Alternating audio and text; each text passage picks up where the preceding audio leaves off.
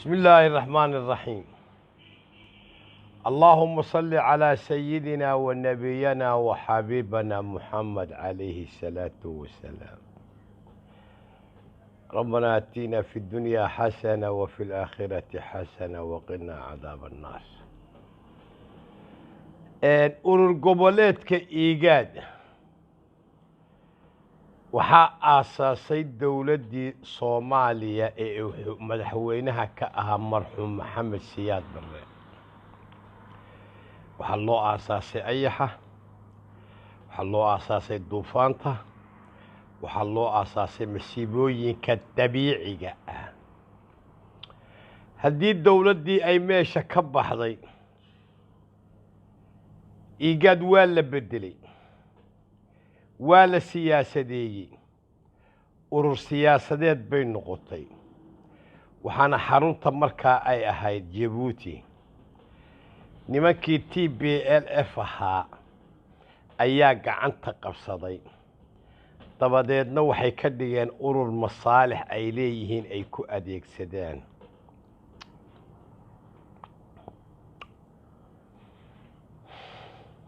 muddadaas 30 sannadood ah dhibaato aad u fara badan bay Soomaaliya u geysteen TPLF, iyagoo ugu soo dhuumanaya IGAD, iyagoo ugu soo dhuumanaya burburkii iyo Soomaalidoo itaal daraysay. dowladihii ku jirayna waxay la dan noqdeen Ethiopia, Kenya ka mid ah, Djibouti oo dowlad Soomaaliyeed iyo Canfar ahna itaal daro ama waxaan oran karaaba masaalixeeda dee ilaashatay oo way ka hor iman kari weydii mawjada. waxa dhacday markaa in TPLF iyo dowladda Eritrea islaayeen, baadhama isku laayeen, maxkamad la isla tegay, loo xukumay Eritrea inay baadhama leedahay. xukunka cid fulisa waa la waayey, Etoobiyana waa fulin weyday. waxaadna moodaa in gacan lagu siiyey inaan la fulin. waxay keentay markaa in Eritrea ay ka baxdo. aad baan u xusuustaa maalin maalmaha ka mid ah oo afawarga ka hadlayay midowga Afrika. wuxuu yidhi annagu IGAD waa ka baxnay, Afrikana ka mid baanu nahay, laakiin mabsuud ma nihin. macnaheedu wuxuu ah xukunka caalamku dowladdu ay gaadhay maxkamadda sare cid oofisa waa la waayey. kolka shirka IGAD la isugu yimaadana waaba dhinac baa laga wada mari jiray Eritrea, dabadeedna wuu iskaga baxay, wuu ka raystay.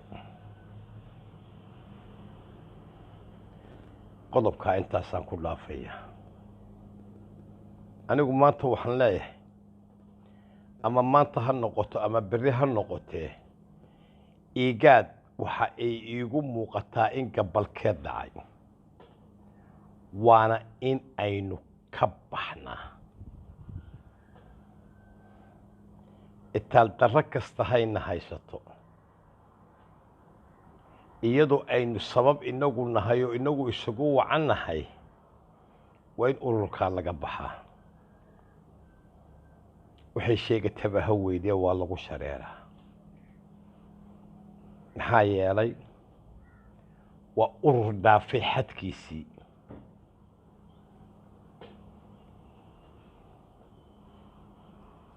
Kenya maanta shirkii Djibouti ma aanay iman baa laygu yidhi.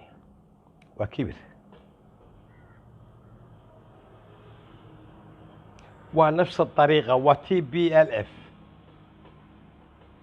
markaa sabab aynu ugu dacwoono IGAD iyo sabab aynu ugu sii jiro anigu midna garan maayo. maxaa yeelay dacwaddu waxay ahayd aan garteenna kala goosanay gole inoo xaala. maxaa yeelay kismaayay maanta kenya sheeganaysaa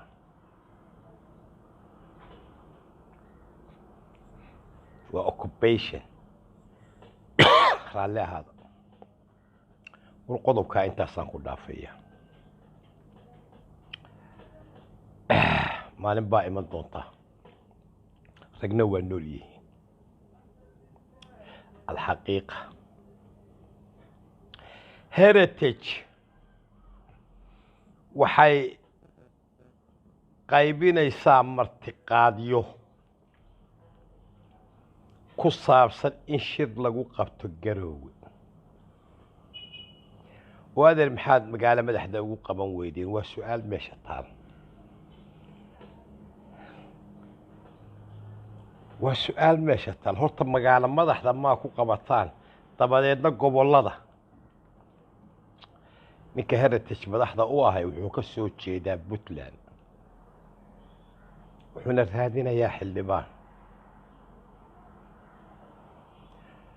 xaq buu u leeyahay inuu raadiyo laakiin heritage waxaan u aqaan cadowga qaranka Soomaaliyeed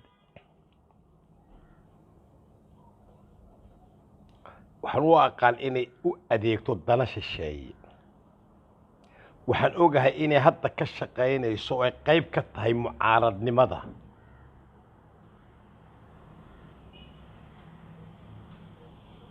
marka heritage haddii ay qaybinayso iyo haddaanay qaybinayn kulli aniguna tegi maayo dowladda federaalkuna tegi mayso insha allahu tacaala laakiin heritage waa cadow waa siyaasiyiin ururtay oo dabadeedna organization kaa samaysay dabadeedna ilaa Maraykan dee taxan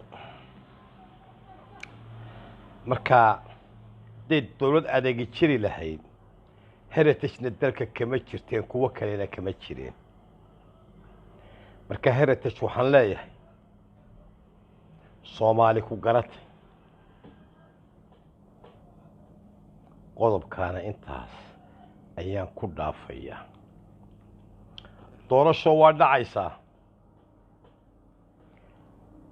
ninkii saxeexay warmurtiyeedka ee maanta diiday guddigii doorashooyinka dowladda shisheeye abaa yiri diid ha geynin